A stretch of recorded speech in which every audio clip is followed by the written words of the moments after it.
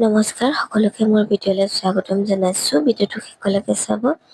ভাল লাগিলে like comment share কৰিব।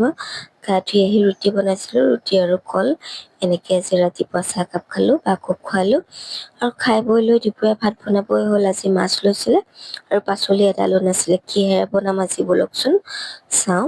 ধুনীয়াকৈ মাছখিনি ফ্ৰাই কৰি ল'লোঁ আৰু তাতে মই দালিকেইটা বহাই দিলোঁ মাছ ভজা তেলতে আৰু এইফালে কুন্দুলিও ভাজিলোঁ। আজি মাছে আৰু দালি দি বনাম আৰু কেনেকৈ বনাম সেইটোহে অকণমান আপোনালোকক দেখাইছোঁ। পিঁয়াজ আৰু পাঁচফোৰণ দি পেলাই এনেকৈ ধুনীয়াকৈ তেল মাৰি বহাই দিলোঁ। দালি এভাগ সিজাৰ পিছত মই মাছখিনি ইয়াতে দি পেলাই আকৌ 15-20 মিনিটমান উতলাম। 15-20 মিনিটৰ পিছত আমাৰ চাওক মাছৰ তৰকাৰী খুব সুন্দৰকৈ হৈ গ'ল।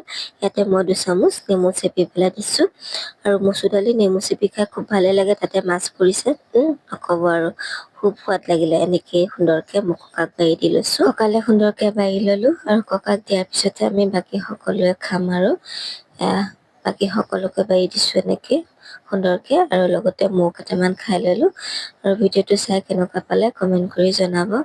খুব সোৱাদ লাগিছিল আজি নেমু চেপি পেলাই দালি তৰকাৰীখন।